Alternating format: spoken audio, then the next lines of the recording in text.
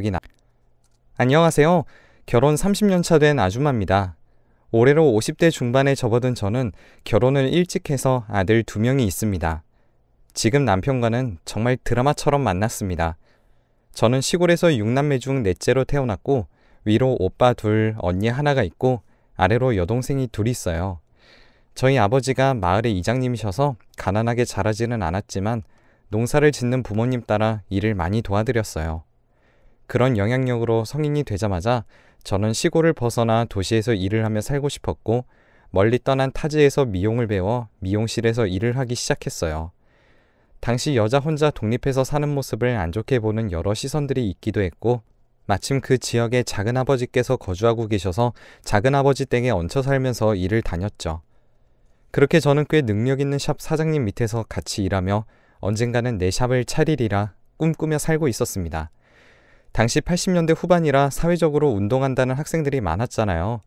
그래서 거리에는 자주 시위하는 소리가 났고 저처럼 일반 시민들까지도 최루탄 가스를 마시며 길거리를 다녔던 기억이 나네요. 그때는 시위하는 학생들 때문에 경찰들이 길거리에 많았어요. 물론 제 작은아버지 슈퍼 근처에도 경찰들이 배치되어 있었던 날이 많았죠. 그러던 중에 제가 쉬는 날이었는데 작은아버지께서 잠시 일이 있어서 저에게 슈퍼를 봐달라고 하셨고 제가 대신 보고 있었습니다. 근데 어떤 경찰 한 분이 슈퍼로 들어와서 껌을 하나 사더군요. 계산하는 중에 그 남자가 껌을 하나 먹고서 남은 껌 종이에 갑자기 혹시 이 종이에 아가씨 집 주소 좀 적어줄 수 있겠어요? 하는 겁니다. 저는 당황스럽기도 하고 황당하기도 해서 싫다고 했죠. 그런데도 가질 않고 계속 종이를 내밀며 한 번만 적어달라고 서 있는 거예요. 그래서 제가 고민하다가 지금 살고 있는 작은아버지 댁 주소 말고 시골 본가 주소를 알려주었어요. 멀어서 찾아오지 못하게 하려는 수작이었죠. 그렇게 그 경찰은 주소가 적힌 껌 종이를 가지고 갔어요. 그 후로 꽤 시간이 흘렀을 거예요. 확실하게 기억은 안 나지만 몇 개월이 훌쩍 지났을 적에 명절이라 시골 본가에 가야 하는 상황이었거든요. 날 맞춰 내려갔는데 집 앞을 보니 우편함에 편지가 잔뜩 쌓여 있는 거예요. 몇 개는 땅바닥에 흙도 묻어가며 나뒹굴고 있는데 받은 사람을 보니 전부 제 이름인 겁니다. 그리고 보내는 사람 주소를 보니 무슨 경찰서 누구라고 써 있더라고요. 그걸 봤는데도 저는 아는 경찰이 아무리 생각해도 없는데 누구일까 곰곰이 생각하게 되었죠. 그 순간 떠오른 게 몇 개월 전 슈퍼로 와서 껌을 사갔던 그 남자가 떠오르더군요. 그 남자 말고는 제게 주소를 알려달라고 했던 사람은 한 명도 없었어요. 그곳에 있던 편지가 좋기 수십 통은 되더라고요. 집에 있던 막내 동생이 문을 열고 나오더니 도대체 누구야 언니? 없는 사람을 찾는 편지가 주 1회는 꼭 오더라 하더라고요. 근래에는 오지 않길래 언니랑 연락이 닿았나 보다 생각해서 저에게 전화하지 않았대요. 그리고 저는 시골집에서 날짜가 한참 지난 수십 통의 편지를 읽었고 그 남자의 손글씨에서 진심을 느꼈습니다. 그리고 저는 그 남자에게 답장을 하기로 마음을 먹었습니다. 그렇게 시작된 편지로 사랑이 싹이 트게 되었어요. 당시 경찰 신분이었던 그를 위해 경찰서도 가고 평범한 연인처럼 데이트도 즐기면서 만나기 시작했습니다. 그렇게 사랑이 무르익으며 우리 둘은 점점 서로가 없으면 안 되는 존재로 자리 잡아갔고 결국 저는 작은아버지 집에서 독립하여 그 남자가 저희 동네로 근무지를 옮겨갈 때쯤 함께 살게 됐어요. 그 남자는 지금의 제 남편이 되었고요. 당시에 젊은 남녀 둘이서 결혼한 것도 혼인신고한 것도 아니었지만 그 작은 단칸방 안에서 20대 청춘 둘이서 참 행복하게 살았습니다. 남편이 자상한 성격이고 저는 줄곧 일만 해와서 집안일에는 재주가 없었는데 남편이 요리도 잘하고 집안일도 잘했어요. 원체 깔끔한 성격이기도 했거든요. 그렇게 저와 남편은 동거한 지 2년 되는 23 청춘에 아이가 생기고 말았습니다. 당장 결혼할 수 있는 형편이 되지 않아 일단 같이는 살고 있으니 나중에 아이를 낳은 다음 결혼할 형편이 되면 그때 식을 올리자 해서 양가 부모님께 임신 소식을 알렸습니다. 저희 부모님과 시댁 식구들도 많이 걱정하셨지만 남편의 뜻이 강력하니 저도 따르기로 했어요. 그렇게 우리 둘은 혼인신고 먼저 하고 아이를 낳는 것에 양가 부모님께 승낙을 받았습니다. 지금 생각해보면 둘 다 정말 어린 나이였네요.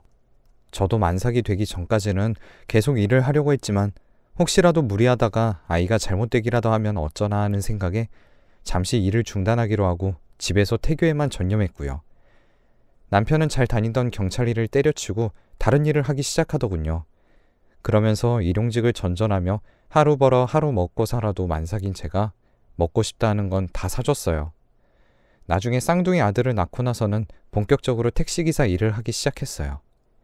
그래서 일하는 만큼 월급이 많아지니 남편은 하루에 4시간을 자며 20시간은 택시 안에서 보냈습니다. 끼니도 빵 같은 걸로 간단히 해결하면서요. 그래서 우리 4식구 충분히 먹고 살 수 있었고 있는 형편은 아니었지만 그래도 모아 쌍둥이 아들이 걸어 다닐 때쯤 제대로 된 결혼식을 올리고 새들어 살 수 있는 집도 얻었어요.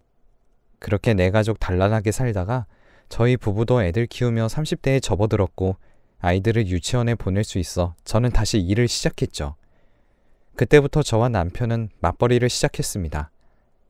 애들이 커가면서 저와 남편은 예전만큼의 사랑은 아니었지만 전보다는 다른 의미의 사랑으로 가정을 꾸려나가고 있었습니다. 그러던 어느 날 일이 끝나고 저녁 무렵 아이들을 데리고 집으로 오는데 갑자기 집에 전화가 왔어요. 바로 남편이 교통사고가 났다는 소식이 들려왔죠. 너무 놀라서 주인집 아주머니께 애들을 맡겨놓고 허둥지둥 병원에 갔는데 남편이 응급실에 누워 있었어요. 다리를 다쳤는지 붕대를 감고 있었죠. 대체 이게 무슨 일이냐며 제가 울먹이며 물었는데 남편은 그저 괜찮다고만 하고 자세히 말은 안 해줬어요. 제가 걱정할까봐 자세히 말을 하지 않았지만 제 짐작으로는 아마 택시 운전을 하다가 사고가 난 것 같았죠. 그때부터 남편에게 잠시 일을 쉬었으면 좋겠다고 했고 대신 집안일을 남편에게 맡겨 제가 외벌이를 하기 시작했습니다. 쌍둥이 애들이라 애들 유치원 졸업하고 초등학교에 입학하면 외벌이로는 교육비를 감당할 수 없겠더라고요.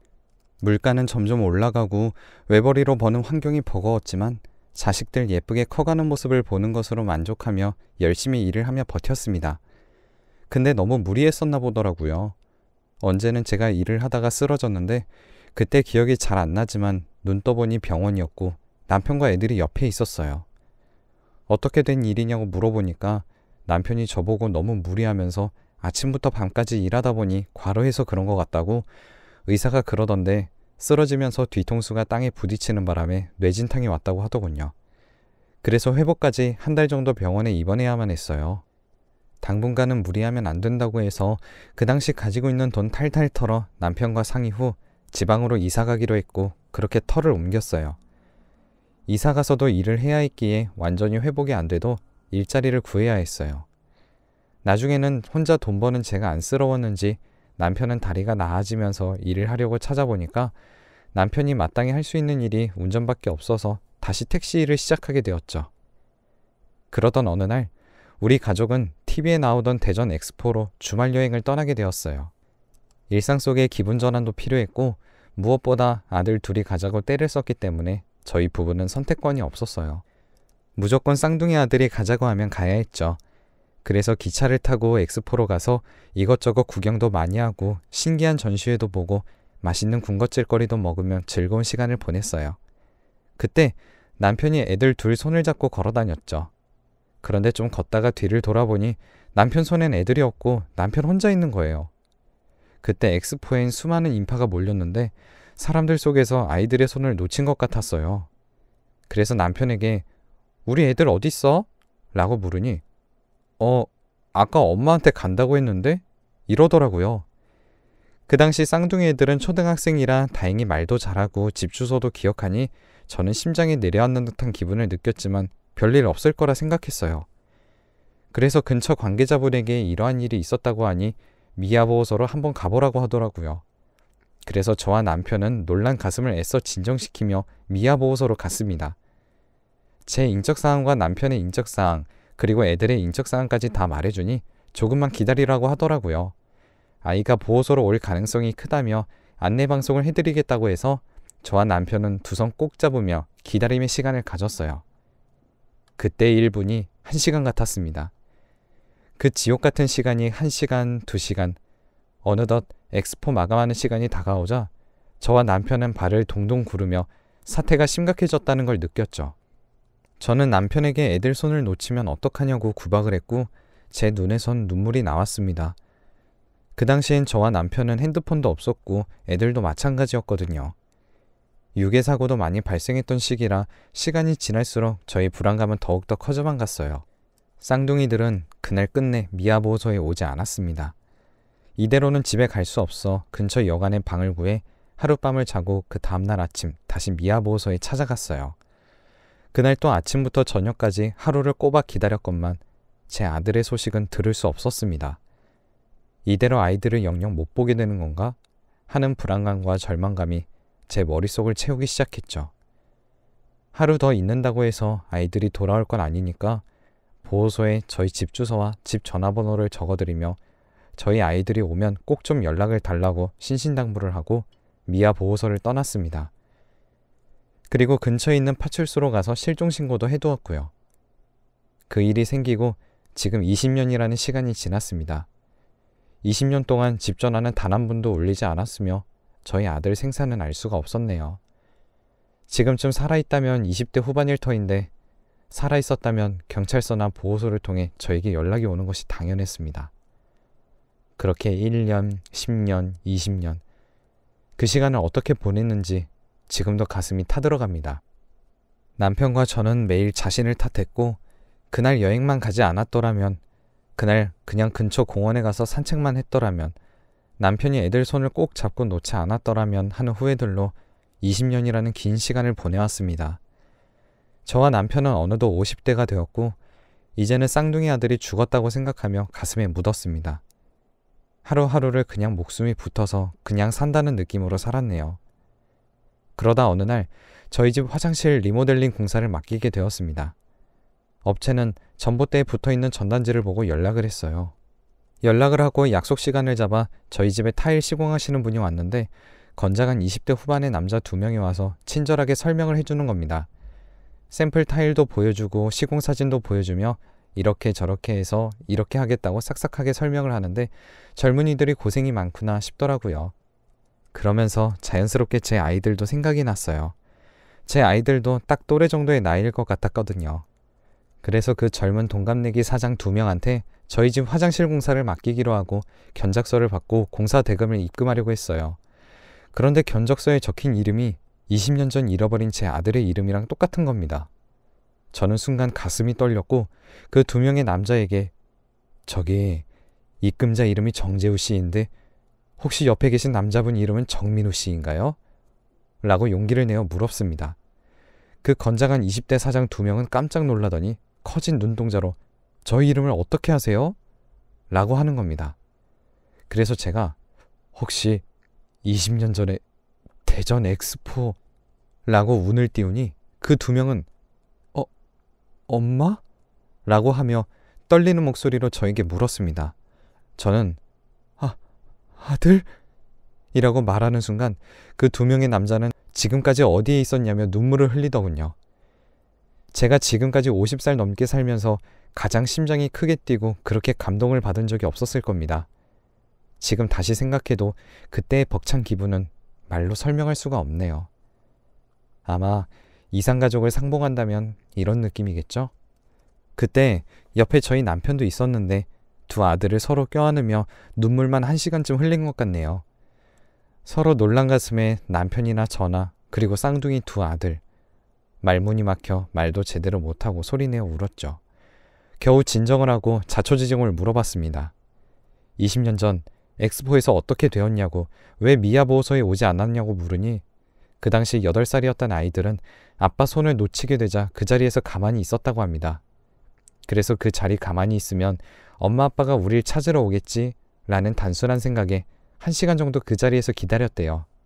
그런데 어떤 아줌마가 말을 걸어왔다고 하네요. 그 아줌마는 부모님 잃어버렸니?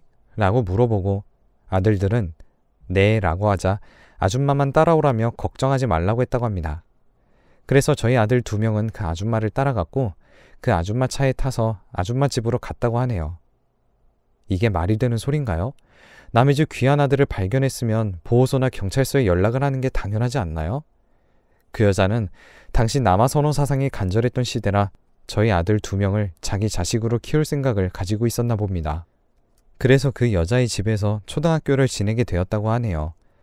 제가 왜 경찰서에 가서 엄마 아빠를 찾으려는 노력을 안 했냐고 물어보자 자기 이름만 알 뿐 서울에 살던 집 주소와 집 전화번호는 기억이 전혀 안 났다고 해요.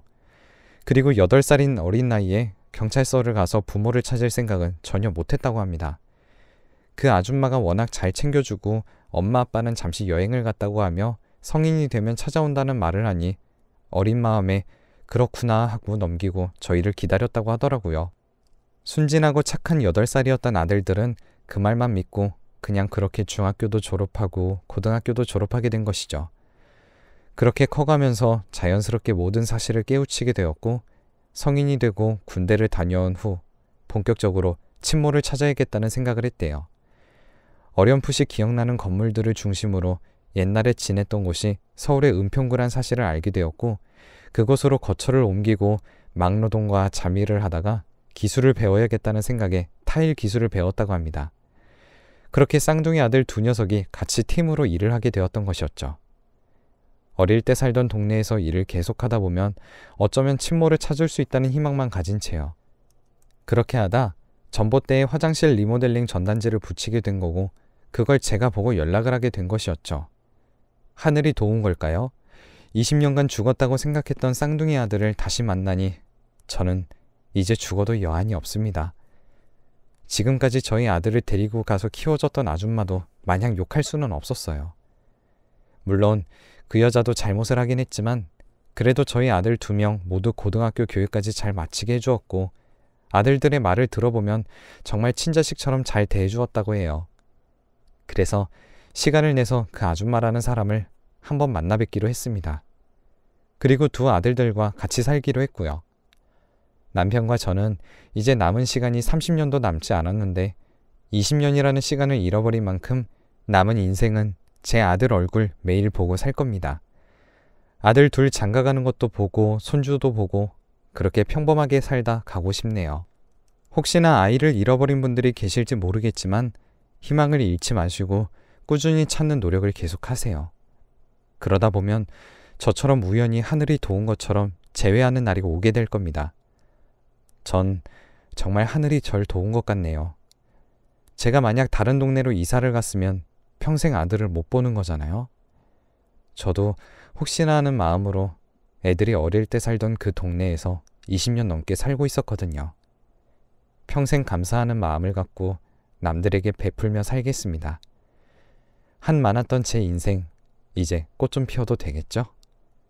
제 이야기 들어주셔서 감사합니다. 모두들 행복하세요.